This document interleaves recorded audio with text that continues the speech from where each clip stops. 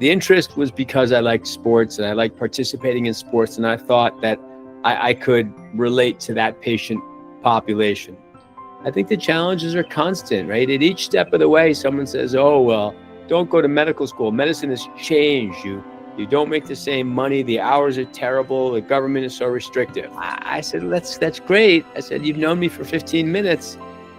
I think I will be." And he said, "Well, look, this is not a time for an argument." He goes, "But let me be clear to you. You will no way become a pediatrician."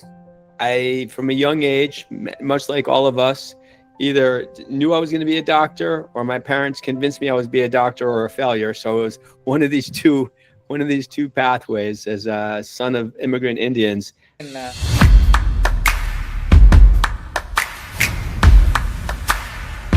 Welcome to another episode of Brew with Bones podcast series, where we explore the career options of orthopedic surgeons after orthopedic residency, as well as the minds of some of the most innovative and forward-thinking surgeons in the field of orthopedics. Our guest of honor today is not only a distinguished surgeon, but also a leader in orthopedic innovation, education, and translational research.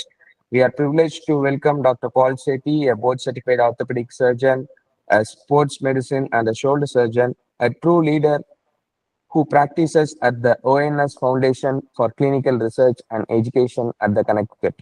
Beyond his clinical excellence lies his work as a designer surgeon and a true leader in orthopedics. He was also the backbone of some of the most impactful organizations and courses.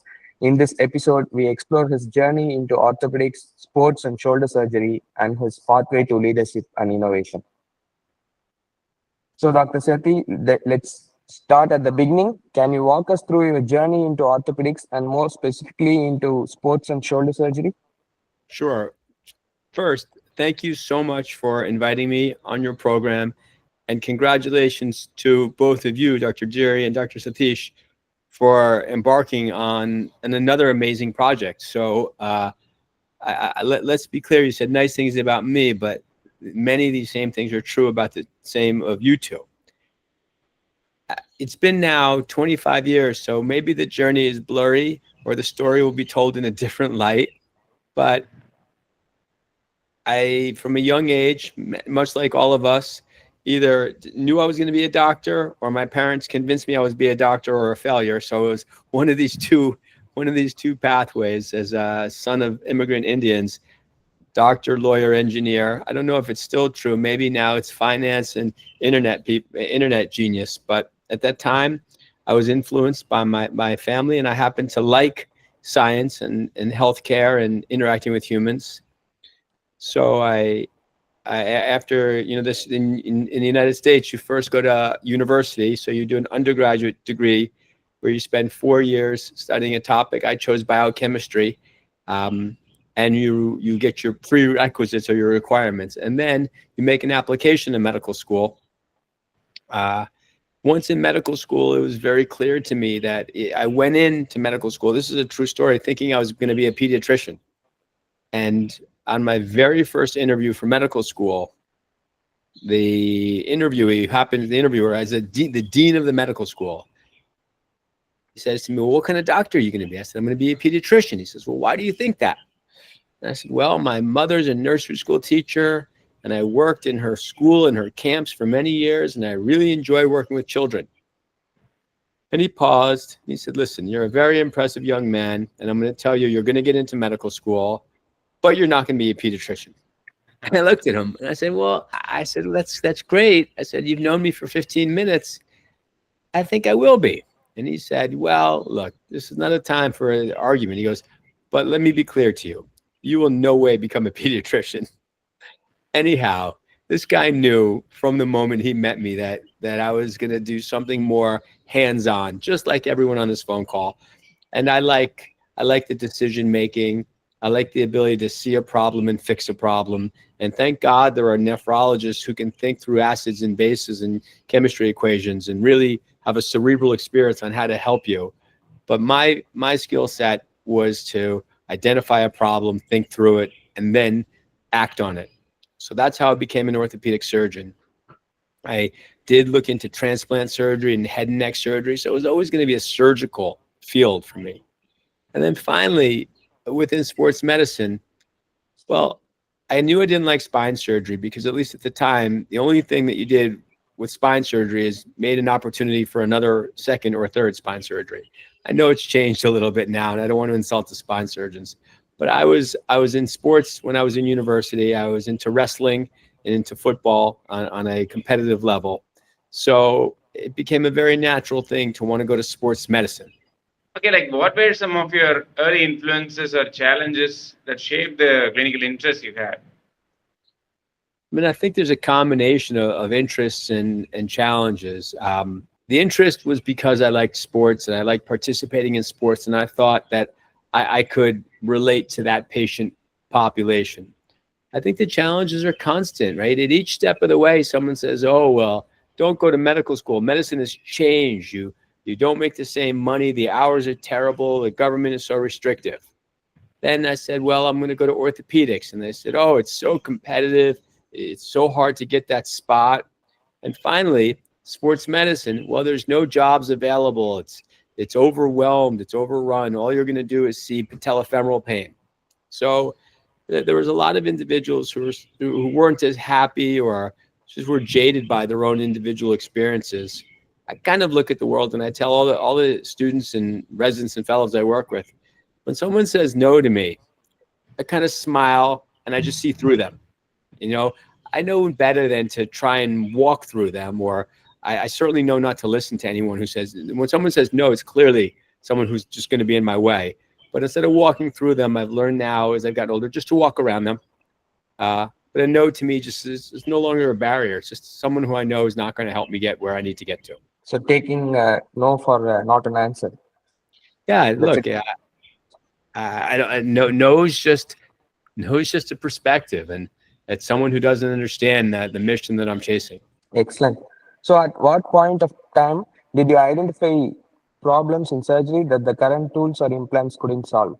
I think this is a very interesting question, right? And there are so many problems, and there's so many things that we can make better, not just in surgery, but in life itself. And as you focus on so many things, getting the patient in the office, getting the patient to sign up for surgery when you're a young surgeon, getting the operating room right, actually finishing the surgery, getting a good result, being on time, making sure that the OR pieces are there. There's so many things you focus on that we just accept some of the imperfections. We accept that something's just not good enough, or it could be better. And there's so many facets of life, so many things where there's new inventions every day. And you say, "Oh, I thought of that. Oh, that's always annoyed me," right? But you, as a young surgeon, you accept some of these things because you're focused on everything else. And as a mid-career surgeon, you're just like, "Look, what am I going to do? I have so many battles to fight. I'm not going to focus on that." But in your 30s and 40s, your brain is still so creative and it's so disruptive that it can see these holes and it can see these barriers and limitations. So I at that point learned to see barriers and limitations not as my own battle, but as a shared battle that we all have. So if I could find something that was annoying to me in surgery, oh, every time I do that, the knot slips. Every time I use this one screw, the screwdriver strips off, right?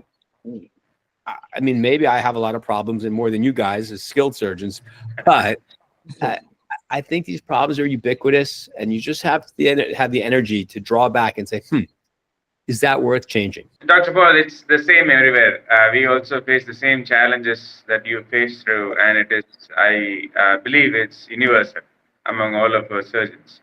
And it is the attitude and the interest to work on it makes the change. Can you just walk us through the typical process from identifying a problem in the OR to ideating a product for it? So I'm going to tell you about one of my early experiences and how it came around. And this was the development of the biceps button and the repair for the distal and the proximal biceps synodesis using a metallic button, endo button, Arthrex button, whichever, forget about the company. Well, anyway, I'd done a sports medicine fellowship. I was in practice, and that one day I'm doing an ACL repair, and I finished my ACL up, and assistant says, okay, well, what is the physical therapy? I said, well, their weight bearing is tolerated, and let's use crutches for a week to 10 days until their quad's not shaky, but let them go. My next case was a distal biceps repair. So I repair it through a double incision technique, make a drill hole in the ulna and make 2 small drill holes and bring it through a suture tunnel, a bridge, right? And then the assistant at the end of the surgery says, okay, well, what's the rehab? I said, well, we're going to keep them in a splint for 10 days, and then we're going to put them in a hinge brace, and every week we'll let it out 10 degrees. And I stopped at that moment. And I said, well, I don't understand. I'm going to let my ACL put 200 pounds of pressure on something that I just repaired, but I'm not going to let this arm that's going to be 50 newtons of pressure, I'm not going to let that arm move right away. And I said, that doesn't make sense. Why am I restricting this rehabilitation so much? And the reason I was restricting the rehabilitation was that's how I was trained. And suture fixation over a small bone bridge wasn't the most rewarding fixation. It has the risk of creeping. And if that suture not gives, you've lost the repair. So I understood why people did protected repairs back then, but I didn't think that that was the right answer. So I went in the lab and I'm just thinking about this, and I used this endo button, which was designed by surgeons for ACL, hamstring ACL repair. And I said, can we convert this into a smaller device, and can we use it in the humerus, on the arm? Can we use it on either side for the biceps? So I come up with a couple of mock items, and I draw a beautiful diagram of what I've done on a napkin. This is true. And I bring it to the company, and I show them this beautiful design on a napkin, and I articulate the problem, and it's, oh my gosh, here I am. And they're all listening. And they say, yeah, that's a great idea, but no one's going to do that. This isn't a real problem. Go away. It's a true story so far. So I went away, but I was not discouraged because I knew I had a good idea. So now I went back, and instead of a napkin, I made a presentation.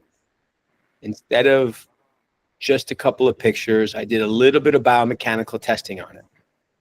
And I was really prepared. I had biomechanical superiority. I had a clinical approach. I had an implant. This was going to be a great idea. And I go back down to the company, and I'm sitting in the office, and I still remember it. And there's 6 engineers, and we're waiting for the head guy, the big boss, to come in. And it's 5 minutes late. It's 10 minutes late. Finally, it's 15 minutes late. They look at me, and they're like, listen, the boss may not make it, but you can present to us. And I start going through my slides, and I'm watching the room. They're shaking their head. They're scratching it. One person's just kind of looking away. And I really feel myself sinking. And my voice starts off strong and ready. And I'm finally like, and no one's listening to me. And all of a sudden, the boss comes in the room.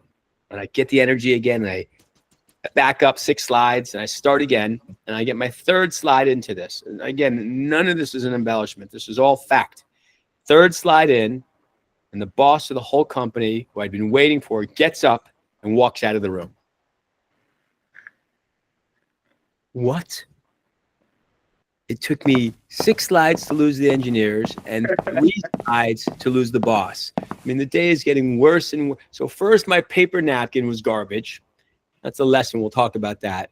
Then 6 slides in, I lose. And then I'm kind of in my brain saying, all right, well, now I've lost this next battle. And the boss walks back in with something in his hand. He goes, and this is how we're going to help you do this and this and this. And this is exactly why this is a great idea.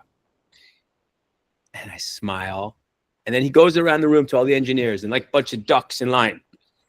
What do you think? Oh, yeah, sure. Now we like it, right? They all smile and they all love the idea. It went from being an orphan project to like, this is a great idea. And that's the birth of proximal and distal biceps tenodesis with cortical button fixation. So I guess the things I learned on that, well, first of all, never go into a battle with a napkin, right? It's just unprofessional. A piece of paper, scribblings. Everybody has an idea. Go in with an appropriate presentation. Go in with some data. Go in with some prototype. Now, I'd say a lot of these things are hard to acquire, right? But they're not really. 3D printers can make anything. You can do such simple testing with simple Newton meters. You don't have to be in a robotic arm to get it all done. But you can put together a sophisticated presentation that's much more impressive than my first go at it in a napkin. So I guess, Dr. Satish, that's my true story of how I first delved into that. And then once you find a success, the audience is much more willing to listen to you on future ideas. So you do have to break through the glass ceiling somewhat. That's a very elaborate answer. Thank you for walking us through the real incidents, Dr. Sethi. It's very inspiring. And one important message that we get is don't get deterred and never give up. Yeah. And look, you have to be lucky, right? Yeah. But you know how you change your luck? You be present, you be there. If you're there, opportunities land in your lap. So being lucky isn't all about just having a divine moment. It's about being present. So after the initial incident with the napkin, then did you go back to the lab and work with the engineer to come up with a true design, or you just did it yourself? I in this case worked in a lab, right? But in other instances, I've just done it in my own with my own tools, because now you can get sawbones, you can get suture material, you can 3D print things. So it really gets into this concept of whether or not do you go to the big company or do you try and do a de novo yourself. And one is high risk, huge reward.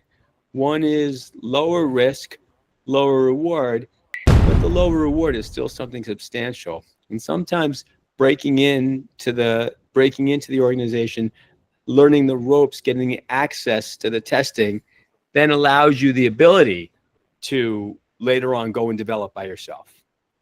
It really matters. It matters what you want to do for yourself. Like, there are many people who are developing projects by themselves, but these big companies can market and can reach an international audience in ways that are very, very hard for small startups. So you're telling us at least the first few products at least should be through the industry to learn the pathway. Then if you are willing, you can try it yourself. Look, that's what I did. And it also depends on the nature of the product, right? I mean, look, you have so much tech in India. If you're going to make an app, which has a 97% chance of failure, by the way, just because it's, med tech. But if you're going to make an app, well, you don't need an orthopedic partner to do that. If you're going to introduce orthopedic technology or an AI software, a three-dimensional software planning program for shoulder arthroplasty, imagine this idea. Who's going to buy it? Who's going to use it? As it turns out, everybody. Then I don't think you need that. But I think if you're going to try and sell a product, if you're going to do it on your own, you need a financial background, you need financial backers, and a lot of patience to hope that someone will later license it or purchase it from you. So how did you approach the industry partners? How did you negotiate, and what were the discussions behind the table after you pitched the product?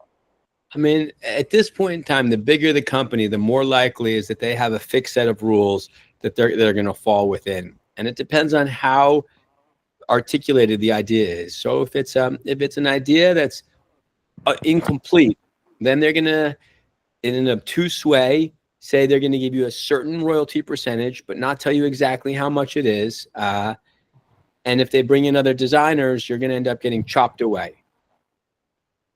Companies will go somewhere between 4 and 6 or 7% total royalty that they pay on a product, right? Now, that doesn't mean that you as one surgeon will get 4, 6, or 8. In fact, that's exceptionally unlikely. You'll get somewhere around 1 or 2% if you're the main person.